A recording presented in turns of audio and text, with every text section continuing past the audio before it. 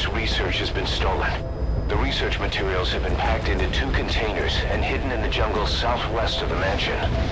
Enemy extraction choppers will be there any minute. You have to find and retrieve those containers before they arrive. That area is being guarded by zero-risk security, and their client is XOF. If the choppers make off with the containers, that research will end up in Cypher's hands. That cannot be allowed to happen. One other thing, boss. We need a cargo-capable Fulton extraction device to recover the containers.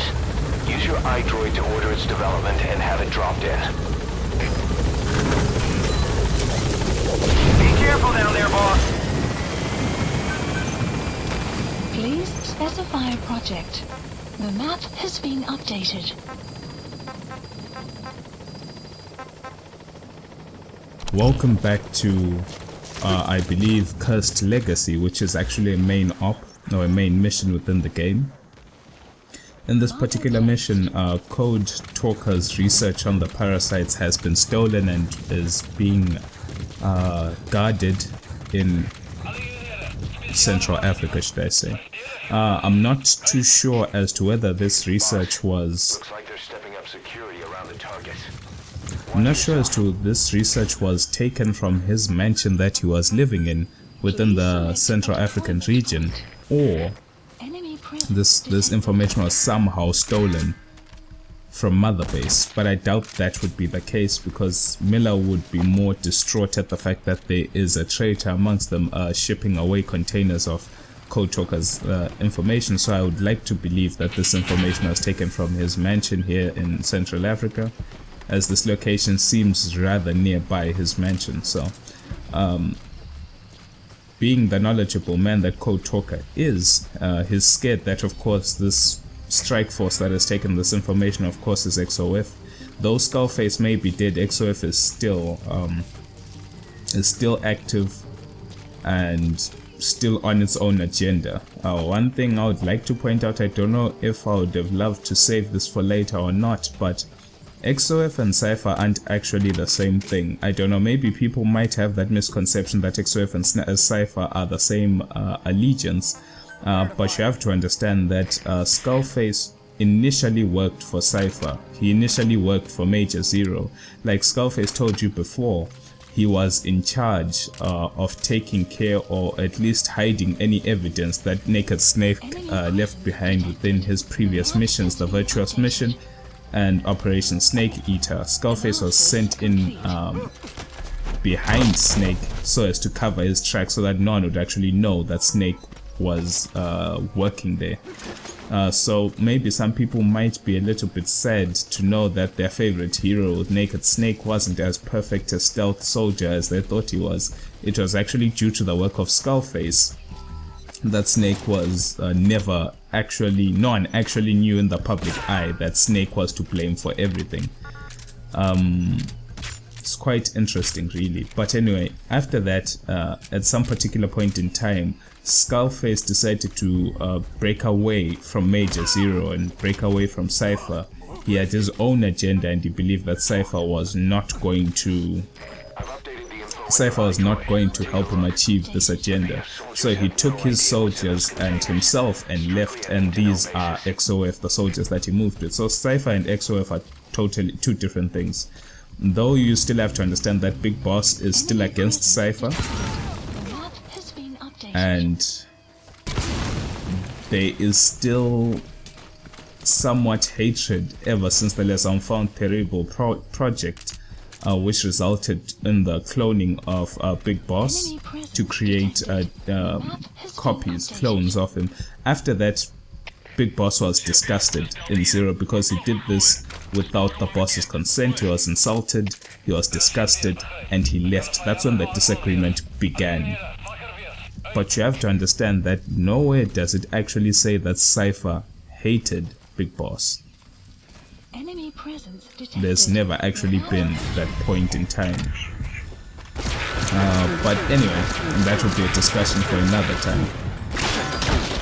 In this particular case, like I said, we're here to collect these crates. XOF is still at work even without Skullface. Like I said, Skullface may have been the leader, but after his death it didn't deter his unit from continuing his legacy.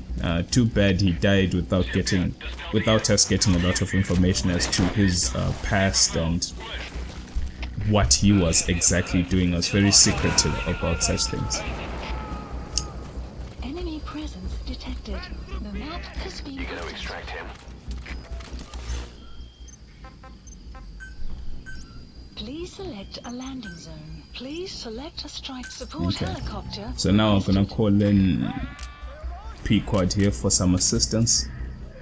I had too many armored units to take out solo, so we'll do as best we can, use stealth camouflage where we can, and potentially kill as many as possible before the helicopter gets here so that it can take out the rest.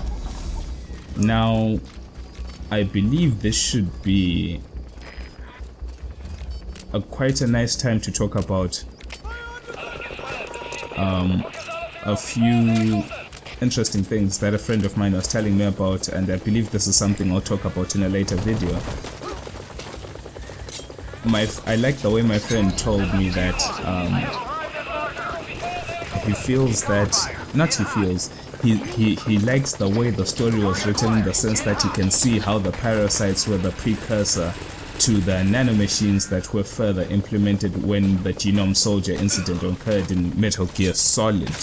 As soon as he said that, I was like, you know what, that actually makes a lot of sense.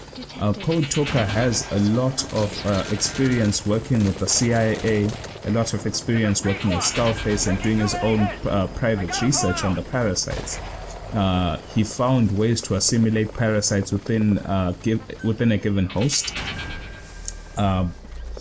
The problem is, during this particular time, even though he was able to, he understood what the parasites could do and what you could teach a parasite to do, but the only issue was that he could not control it. Boss, our early warning radar just picked up the enemy choppers. We'll keep you informed of their ETA. Hurry up and extract the target. He wasn't actually able to fully control the parasites. If we attack XOF now, it'll be a declaration of war against Cypher itself. That time will come, but it's not now. And so that's how you see the development or the evolution of parasites into nanomachines, and that in the sense, in the end, they were able to program these parasites to do exactly what they wanted them to do, which is quite awesome.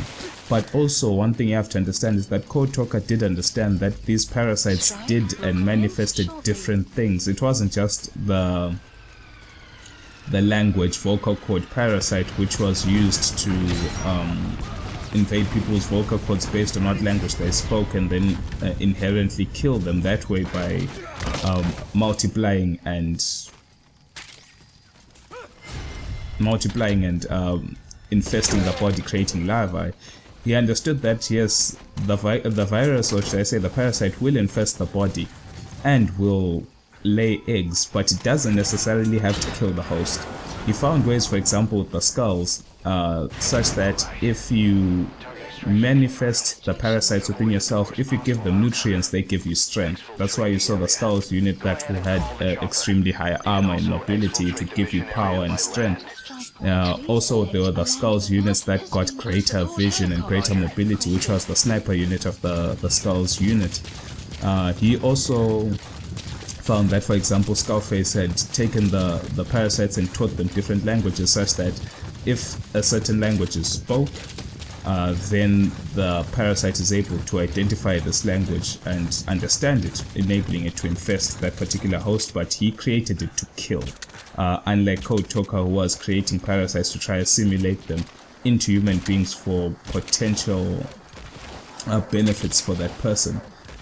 If you look at someone like, if you look at quite interesting things, of which I will talk about this later, I hope so. If you look at the Cobra unit that the boss commanded, most of those soldiers had supernatural abilities. Some people before this game would have thought that this was just something very supernatural and something very spiritual, which had no meaning. The pain, the sorrow, the end, the fury, and of course the boss, they had these supernatural powers and people didn't understand like what's the spiritual power. But I would like to actually believe that they themselves, whether they knew so or not, had been infected by these parasites, and these parasites were inhibiting different abilities within them, pain tolerances, different mobility issues, and creation of certain enzymes and functions within the body that were not normal. That's why you see Code Talker, Quiet, and the End all have the same photosynthesis ability, and this marking on their eyes as if they were plants. That's the abilities that the parasite has given them, I would love to believe. But anyway, more talk later. I'll see you soon. Mission complete. Extraction arrived at Mother Base. Mission complete. Great work.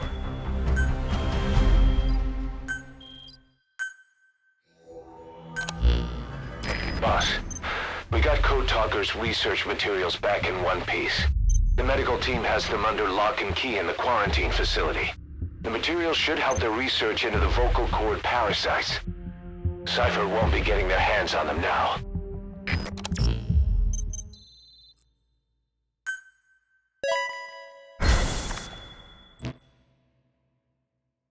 Prolonged time in the field is bad for the body and mind.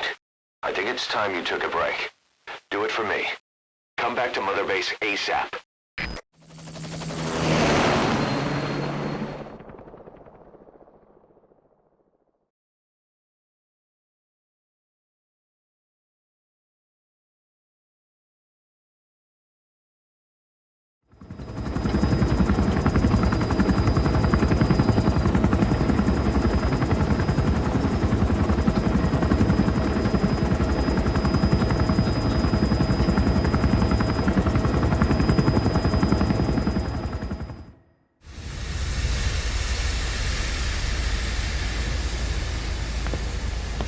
Stay back.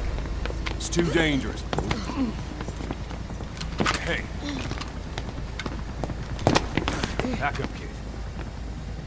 I said no. You have to stay back.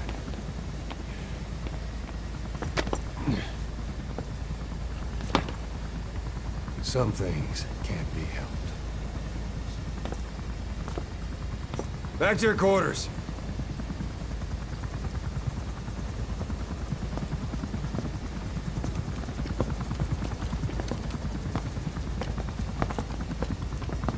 What's going on? Shabani. Mayaka 9 Kingo ya. Shabani. It's down there. Hey, the tank at the bottom is filled with chlorine disinfectant. One whiff and you'll suffocate.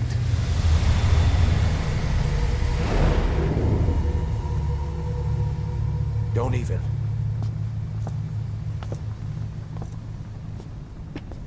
How could you let it fall down there anyway?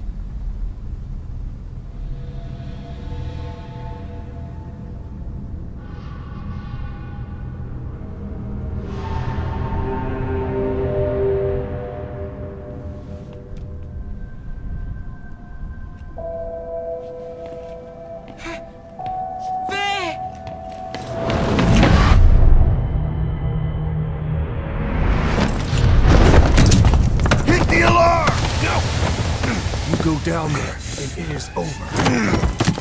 Boss! Hey! Listen to me! There is no way to recover the body.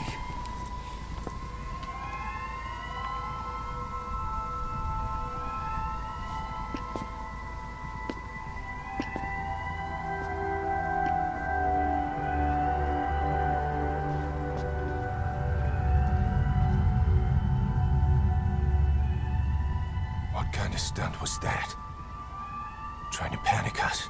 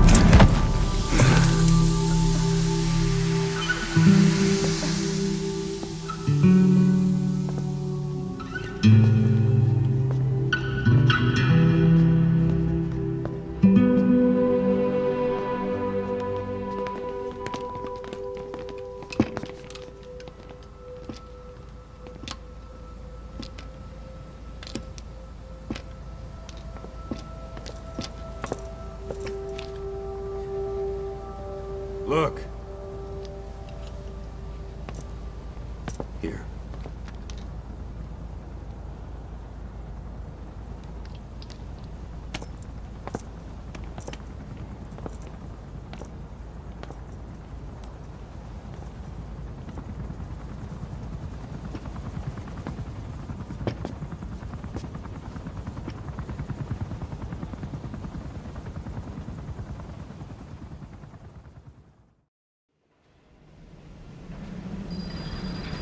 Boss, about that AI pod you retrieved from Emmerich's research facility. Guess what we found inside? A corpse. Human. The pod maintained a low internal temperature the whole time, and very little outside air got in. That would have slowed down decomposition. Still, the remains were mostly skeletal. Estimated time of death is between 6 months and a year ago. We put the screws to Huey about it. Listen to the tape. Turns out it was the body of someone we knew very well.